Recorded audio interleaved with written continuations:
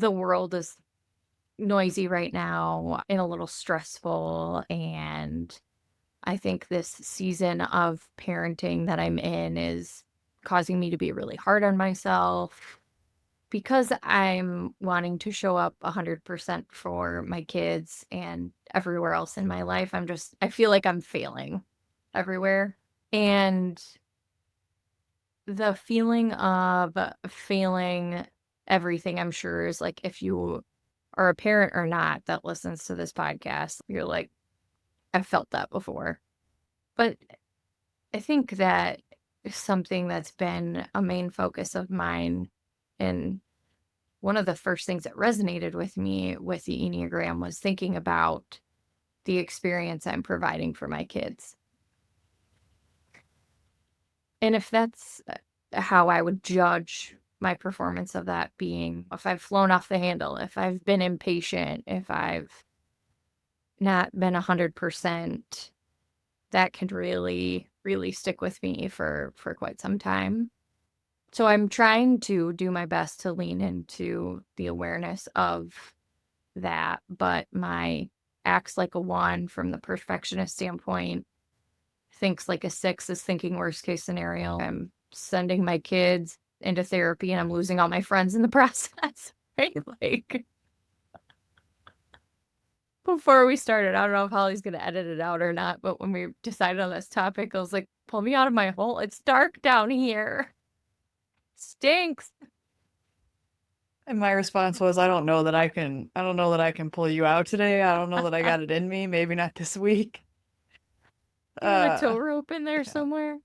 That's how I would that's a really long-winded way to describe it, but that's how I would say, and for those who do not know or who are new to the podcast, I am a social 2 on the Enneagram. So for me, if I am feeling this way, it is usually noticeable by other people.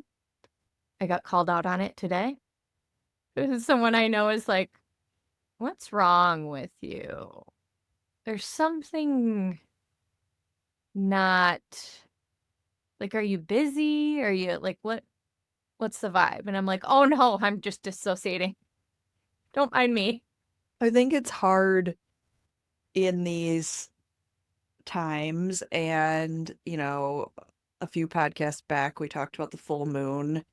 We're in this end of this week is summer solstice, which is always feels like a weird time of year to me too, because I always kind of feel like there's a letdown, like, oh, we've hit summer solstice. Oh, now the days are gonna get shorter again.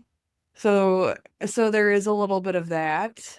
And if you're from the upper Midwest, which I think a fair number of our listeners are from the upper Midwest, that's hard, right? When the days start getting shorter again and you start automatically thinking about winter. In this particular year, we can't seem to quite shake winter all the way. We keep having these random cold days and things like that.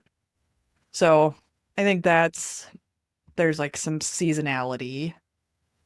But I do agree. I think for me, when I think about the heaviness in the Enneagram, like there's a sadness for sure. I work really hard to be better at processing grief. It's not something that comes easily to me, and I don't know that it comes easily to anyone. So I'm not, maybe fours are good at grief. We could have some fours Mhm. weigh in if they feel like they have some familiarity or some comfort around grief. But I tend to do the real 5 thing, and that's to try to logic it away, which isn't the healthy option to not feel it. But then when it does, I said this to you when we were picking the topic, and maybe I'll leave it in, we'll see. But, I said the thing I know for me, like I'm not okay right now, is this desire to like leave. To be like, have these thoughts of like, well, what if we just sold the house and left? What would happen then? Let's just like buy a camper van and like go be nomads. I think I sent Aaron actually a post the other day that was like something about a nomadic lifestyle. I'd have to pull it up to tell you exactly what it said, but I was just like, I've had it. Like, we gotta go. We gotta go. Maybe the For the happy love of medium God, will. Erin, if you hear her editing this podcast, for my sake, talk her off the ledge. Yeah. Aaron, Yeah. I was like, maybe we'll have to settle for like a vacation somewhere or something. I don't know. hey, that's an idea. Yeah. That's an idea. But yeah, so I do think to your point, like there's just that, I don't know. There's just the things. And as we were, discussing how we were going to talk about this, and it's a little bit of the, well, how do you use the Enneagram in times like this? And for me, I think it's a lot in the self-awareness work. Personally, it's the sort of, the more I know about myself, the easier it is for me to navigate through these times, or the easier it is for me to recognize and be like, oh yeah, that desire to like sell everything off and like move away. That's the stress line pull, right? Like that's the 7 in me coming out through whatever it is that's stressing me out. So how can I get to the root of what's stressing me out and solve for that or work through it or whatever?